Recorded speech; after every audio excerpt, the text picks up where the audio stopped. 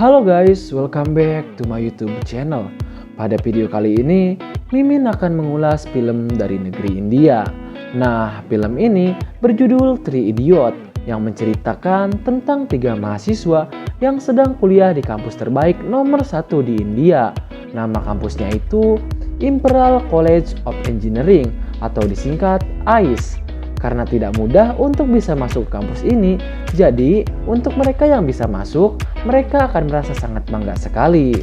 Oke guys, tanpa berlama-lama lagi, langsung saja kita mulai alur ceritanya. Siapkan cemilannya, dengarkan baik-baik, dan ini dia alur ceritanya.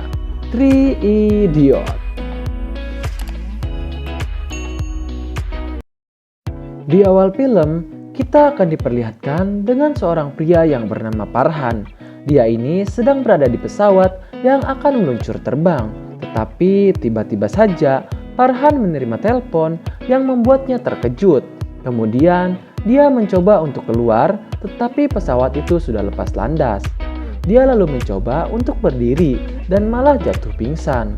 Karena ada penumpang yang pingsan, pramugari pun segera menelpon pilot dan akhirnya pesawat pun mendarat secara darurat. Kemudian, Farhan dibawa menggunakan kursi roda. Namun saat di perjalanan, tiba-tiba Farhan membuka mata dan langsung melompat dari kursi roda. Farhan pun mengatakan bahwa dia tidak apa-apa.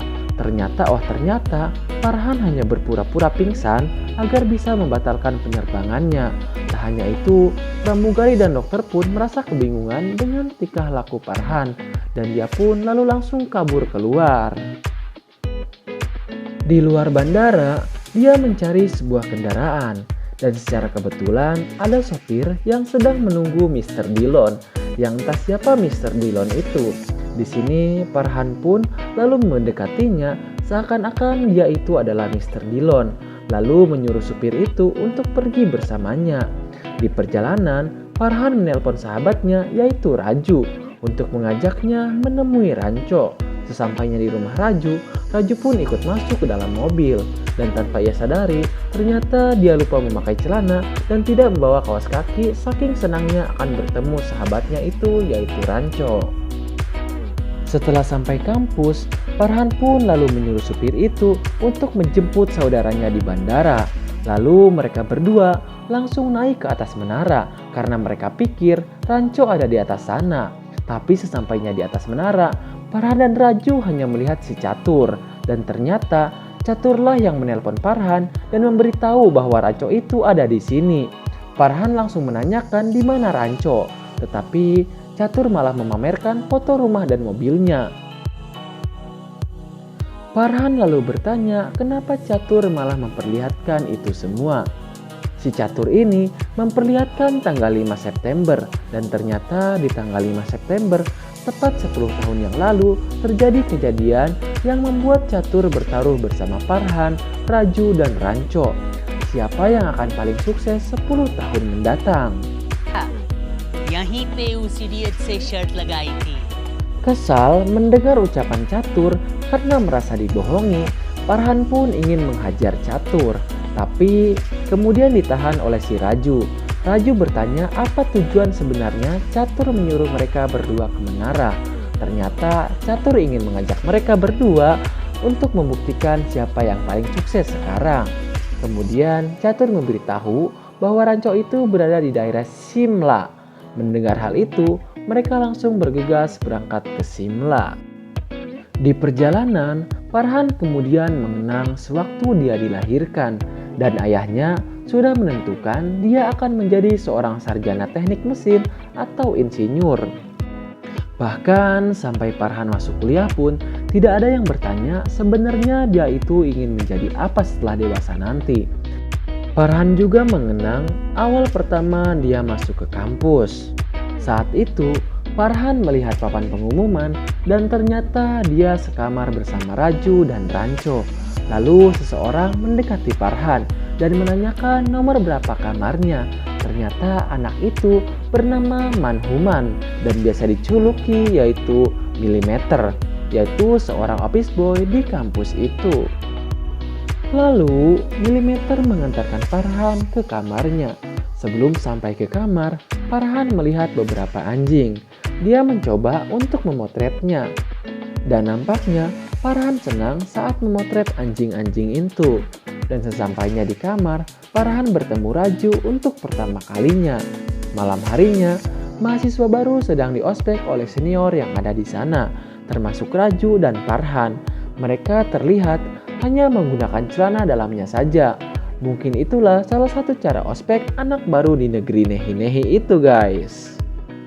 Lalu, tiba-tiba seseorang datang dan ternyata dia itu adalah Ranco yang baru datang ke kampus dalam keadaan terlambat. Kemudian senior di sana merasa kegirangan dan menyuruh Ranco membuka baju dan celananya seperti mahasiswa baru yang lain.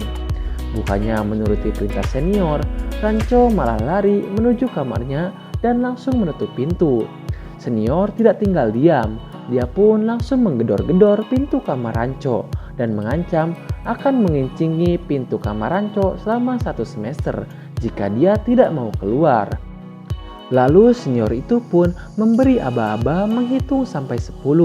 Ranco pun merasa kebingungan dan berpikir bagaimana agar dia tidak disuruh keluar dan supaya pintunya tidak dikencingi oleh senior. Ranco dengan kejeniusannya menemukan sebuah ide. Ia menarik kabel listrik lalu menyambungkannya ke sendok makan. Di hitungan sampai ke 10, Ranco mengeluarkan sendok itu ke celah pintu. Sehingga saat senior mengencingi kamarnya mengenai sendok yang beralirkan listrik dan membuat pedang 212 milik si senior terasa seperti kesambar petir. Nah, itulah praktek dan teori pelajaran IPA kelas 2 SD bahwa air garam itu adalah penghantar listrik yang baik. Keesokan harinya, kita diperkenalkan dengan seorang rektor di kampus yang bernama Pirus Sastrabudi. Mahasiswa di sana memplesetkannya dengan nama Pirus. Pirus ini seorang yang kompetitif dan tidak mau kalah. Bahkan saat bersepeda pun tidak ada yang boleh mendahuluinya. Demi untuk menghemat waktunya, dia menggunakan kancing baju elektrik dengan menggunakan dasi yang sudah terikat. Bahkan dia melatih otaknya untuk bisa menulis dengan kedua tangannya. Dan setiap jam 2, Pirus akan tidur nyenyak selama 7,5 menit sambil mendengarkan musik opera. Setelah sampai di kampus, Pirus membawa burung cucko dan Pirus mengatakan bahwa burung cucko itu tidak membuat sarang, tetapi dia menaruh telurnya di sarang burung lain dan setelah burung pertama menetas, mereka akan menendang telur-telur lain keluar dari sarangnya. Hidup dimulai dengan membunuh. Hidup atau mati itulah hukum alam. Burung cucko diibaratkan mahasiswa yang ada di kampus dan mereka yang tidak diterima adalah telur-telur yang ditendang. Bahkan anaknya sendiri sudah melamar 3 kali ke kampus tetapi selalu ditolak.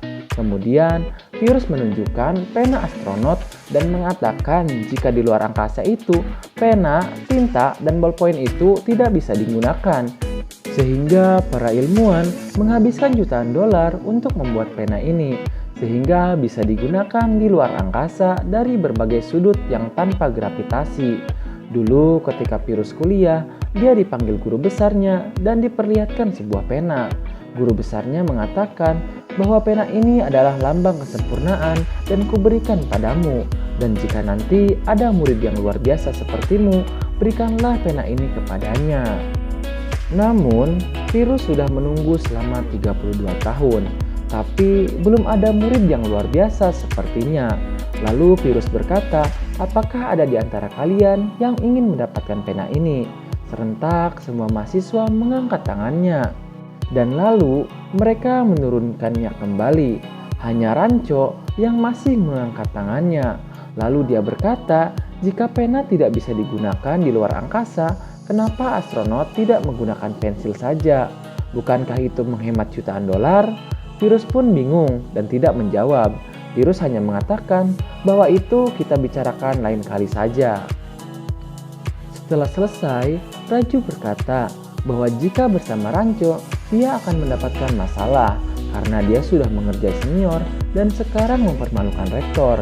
Lalu Milimeter malah memberikan pujian kepada Ranco karena dia sudah berani mempermalukan Pirus di hadapan mahasiswa-mahasiswa baru. Tapi Ranco malah bertanya kenapa Milimeter tidak sekolah. Dia lalu menjawab karena tidak punya uang. Ranco kemudian berkata bahwa sekolah itu tidak perlu membayar, hanya perlu seragam saja dan duduk manis di sekolah yang kau mau. Karena dengan murid sebanyak itu, mereka tidak akan memperhatikanmu. Dan jika ketahuan, gantilah seragam dan pindah ke kelas yang lain. Farhan pun kemudian tersenyum kagum dan menganggap Ranco itu berbeda. Dia selalu menantang dunia, dan dia hanyalah burung satu-satunya yang merdeka dalam sangkar sang virus. Kemudian diperlihatkan seorang dosen yang sedang mengajar teknik mesin. Lalu ia bertanya apa yang dimaksud dengan mesin. Lalu dosen itu pun menunjuk Ranco yang sedang melongo dan cengar-cengir sendiri. Lalu ia disuruh menjelaskan pengertian dari mesin. Ranco pun menjawab bahwa mesin itu semua yang bisa meringankan pekerjaan manusia. Contohnya kipas angin dan resleting celana. Sambil menarik turunkan resleting celananya. Semua orang menertawakannya dan dosen pun langsung melempar kapur ke muka Ranco karena dia tidak suka dengan jawaban Ranco ini. Seketika Catur pun menjawab pengertian mesin dengan sangat jelas dan sangat rinci, seperti yang ada di dalam buku, dan hal itu membuat dosen kagum. Lalu Ranco pun protes karena dia merasa sudah menjelaskan apa itu mesin, tapi dalam bahasa yang sederhana. Tapi hal itu malah membuat dosen marah, lalu menyuruh Ranco untuk keluar. Pada akhirnya, Ranco pun berjalan keluar, tapi tiba-tiba dia balik lagi dan mengatakan bahwa dia melupakan sesuatu. Dia berkata dengan bahasa yang sangat panjang dan sangat sulit dimengerti. Analyze, summarize, organize, debate, and explain information that are illustrative, non-illustrative, hardbound, paperback, jacket for the enlightenment, understanding, enrichment, enhancement, and education of the human brain through sensory route of vision. Dosen pun kemudian lalu bertanya, apa yang barusan engkau katakan? Dengan jawaban yang singkat, jelas, dan padat, Ranco kemudian berkata, buku, Pak, buku. Buku saya ketinggalan. Semua orang lalu tertawa dan dosen pun berkata lagi, kenapa dia tidak menggunakan bahasa yang sederhana saja? Ranco pun menjawab bahwa dia sudah melakukannya tadi, tapi Anda tidak suka bahasa yang sederhana. Semua orang kembali tertawa, dan dosennya pun seperti orang tolol di hadapan mahasiswa yang lain. Jadi guys, dosen lebih sering menyuruh Ranco berada di luar kelas daripada di dalam kelas. Saat dia diusir dari kelas, dia akan pergi ke kelas lain seperti yang ia katakan kepada Milimeter. Di saat semua mahasiswa berebut kamar mandi, Ranco itu berbeda. Di mana ada air, Ranco akan mandi di sana. Dan dia sangat tergila-gila pada mesin. Dan dia akan membongkar mesin yang ia temui. Ada yang berhasil, ada juga yang malah menjadi hancur.